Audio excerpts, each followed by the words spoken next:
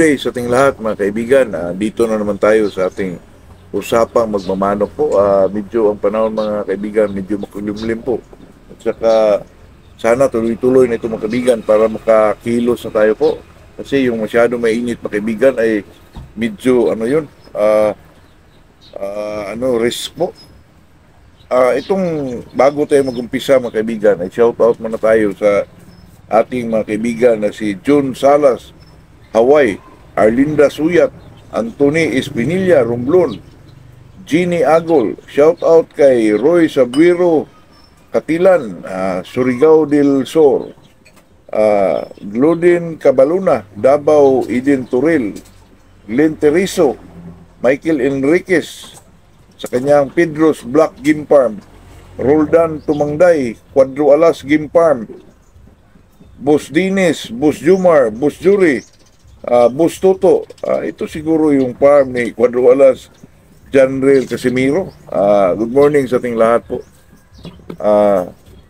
Bago tayo umpisa mga kaibigan ay tapos na pala ay itong pag-usapan natin ay itong para mga kaibigan, tipid o hindi ka na makabili pa ng ay ito gawin natin mga kaibigan. Pag mayroon kang trayo o pares, ito ang gawin mo para madali mo sila maparami at ma-maintain sa isang isang bloodline po. Kasi itong bumili tayo ng mga trayo mga kaibigan or pares, medyo mahal po, lalo na pag andun ka talaga sa source mga kaibigan. Pero pag bumili ka lang sa mga breeder vlogger mga kaibigan, medyo nakakamura ka at saka di mo masabi mga kaibigan na iba doon sa kinuna niya. Ganun pa rin yun mga kaibigan, ang talagang mindset lang isang tao ang nag-iba dyan mga kaibigan. Ang iba, maiba yung pag-iisip. Pag ang mindset ng isang tao ay, kung example mga kaibigan, kuha ka sa red, ang breeder vlogger, yung mga offspring doon mga kaibigan, sabihin na sa iba na hindi na yan kasi hindi na yan breed sa red game farm. Nako mga kaibigan, parihong-pariho lang po yun. Kasi yung kinuha nilang trayo mga kaibigan, na-produce nila, ganun pa rin yung mga kaibigan. Depende na lang sa pag-alaga yun. Ito kasing manok, pag itong makakuha ka ng isang trayo, tapos nakuha mo lang sa isang breeder vlogger mga kaibigan, at saka marunong ka talaga, yung nakuha mo na trayo o pares man, mag-breed ka, makaproduce ka ng mga offspring nila. Yung mga offspring na yun mga kaibigan, basta maalagaan mo lang ng mabuti yun, tiyak ng paglaki nun mga kaibigan, yung mga stag na yun ay kamukha pa rin doon sa red game farm po.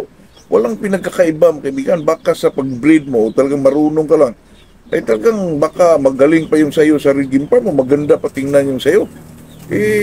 Kasi kung di naman talagang mag-level ka doon sa standard ng red game farm mga kaibigan. Pag marunong ka lang talaga mag-breed, kasi doon galing yan at saka pure ang kinuha sa isang breeder vlogger, at saka kumuha ka rin ng medyo pure sa kanya, di siyempre ang mga offspring mo ganun pa rin yun.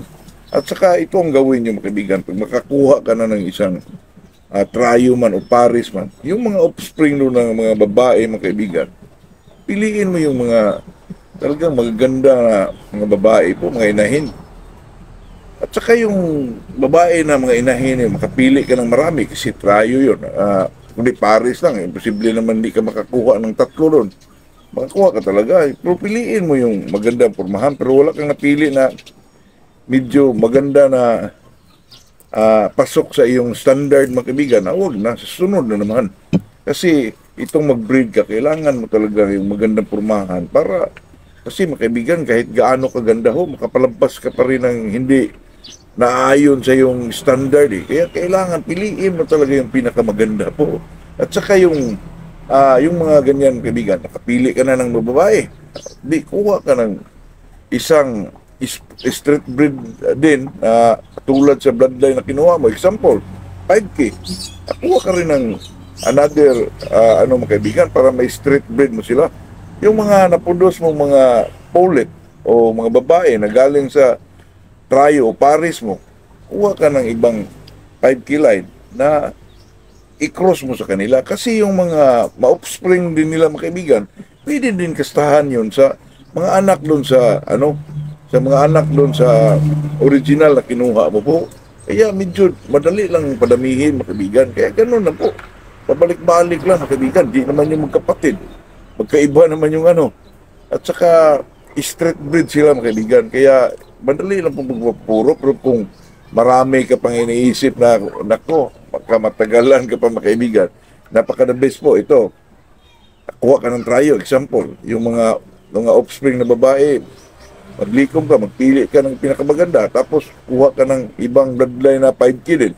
Pakastahan mo. Yung mga offspring din, mga kaibigan, ng mga babae, pwede mo rin pakastahan sa mga naproduce din dito sa original mo po. Kaya yun lang yun. Hindi naman yung breeding, mga kaibigan. Kaya madali lang pong isang taon lang, talagang makaparami ka na. Pero pag wala ka namang, mga kaibigan, wala ka namang pure o street breed na tinatawag nila, medyo medyo hindi ka makakuha ng hindi ka makapagbigay ng, lalo na pag ikaw ay commercial breeder, mga kaibigan, katulad ko. Kung sa akin ay line breed lang, ang puro ko yung super sweeter lang. Pero ngayon, mga kaibigan, kuha tayo ng pure na golden boy ba o 5K ba, para makabigay din tayo ng medyo murang halaga po para sa ating mga kaibigan magmamanok, mga kaibigan. Kasi ako, sa tingin, masyado akong namahalan dyan, mga kaibigan, sa 20,000, 15,000, nakatulad ko din na walang pira. Kaya tayo dito, mag-breed tayo na pagbasa lang, mga kaibigan. Kasi yung mga breeder vlogger, di mo naman yung masisi, mga kaibigan, kasi alam naman natin, malaking gastusin yan, may mga tauhan yan, may mga vitamins ibigay sa mga manok, maraming po, kaya ito sa atin, mga kaibigan, kunti-kunti lang, pero mura lang, mga kaibigan. Ang standard naman natin, mga kaibigan, ay pang-backyard lang, kaya ganun lang, hindi naman tayo magpataas. Kahit na magka-farm tayo, mga kaibigan, presyuhan ko, ganun pa rin po.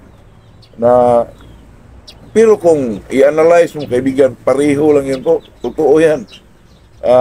Siguro kung magkakaiba kung di ka marunong sa healthiness ng isang manok, pero pag marunong ka, mga kaibigan, kahit saan dyan, pare-pareho lang mo yan. Kasi ang pag-alaga mo nanggaling din sa isang breeder vlogger na nakuha din sa red. Yung isa, katulad ng ibang breeder vlogger rin, nakuha sa isang red. Yung nakuha mo, mga kaibigan, pariha lang yun, mga kaibigan. Totoo yan. Lalo na pag magaling ka mag-alaga po, naku. Kaya yung presyuhan, diyan lang po nagkakaiba, mga kaibigan. Pero yung sinasabi ko na yung sa atin, mura lang kasi yung standard natin, medyo tayo, mga kaibigan, nasa baba lang tayo. At saka, pero wala akong pinakaiba yan, mga kaibigan, totoo yan. Kaya sa atin dito, para makabigay din tayo, kuha tayo sa sunod na ganun, mga kaibigan. Madali lang ho yan. At saka, makatulong tayo sa mga katulad din natin na walang mapira po na gusto mag-breed ng puro. Kasi itong puro na tinatawag nila, hindi ho ito, mga kaibigan, tawag nila street breed kasi medyo sila na magbanggit ng puro. Okay lang naman yun, mga kaibigan, kasi yung puro na manok, mga kaibigan, ang nagpangalan dyan ng puro, yung isang breeder ba na ginagawa niyang strain po. Kaya yun, okay lang naman yung sabi tayo ng puro. Mas maganda pa ngayon para masyadong yung bloodline, talagang masasabi mong ganun talaga. Kaysa magpaano-ano pa tayo ng, pareho lang yun, mga kaibigan. Kaya sa atin dito, sinasabi lang natin dyan, para hindi kayo bili ng bili po. Ma-maintain mo yun, mga kaibigan, kahit isang bloodline lang ang i-maintain mo sa isang backyard lang, pwede na yun. Kasi may i-cross mo kahit sa mga ilang beses na i-cross. Nako, mga kaibigan, sabi nila maganda daw yung 2-week cross, 3-week cross lang. Pero mga kaibigan, kahit ilang crosses yan, may cross mo sa street breed mo rin. Nagpalabas pa rin yan, magaling po. Totoo yan. Pero kung maniwala ka dyan sa mga sabi-sabi sa talagang masyadong matagalan ka. Pero itry mo para masabi mong totoo yan, mga kaibigan. Kaya sa atin, dito ay sinasabi lang natin ito para malaman nyo rin na ito palang magkuha ka ng cryo o pares. Ma-maintain mo yun. Kahit ikaw isang backyard lang, mga kaibigan. Kaya yun lang, baka ito'y makatulong sa ating mga kaibigan po na magmamanok. Talagang ito sa atin, enjoyment na po. Magandang umaga sa ating lahat, mga kaibigan.